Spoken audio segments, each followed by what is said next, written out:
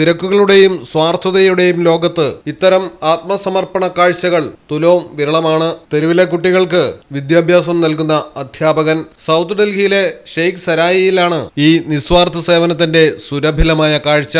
തെരുവിൽ അലഞ്ഞുതിരിഞ്ഞു നടക്കുന്ന കുട്ടികളെ കൃഷ്ണകുമാർ എന്ന ഈ അധ്യാപകൻ എത്തി ദിവസവും ഒന്നിച്ചു ചേർത്ത് പഠിപ്പിക്കുന്നു. അത്യാധുനിക സൗകര്യങ്ങളോ ക്ലാസ് മുറിയോ ഇല്ലാതെ നടപ്പാതയുടെ വെറും തറയിലിരുന്നാണ് ഈ ഗുരു കുട്ടികൾക്ക് പാഠങ്ങൾ പകർന്നു നൽകുന്നത്. ഇവരിൽ അറിവിന്റെ ലക്ഷ്യബോധം ഉണ്ടാക്കുന്നത്.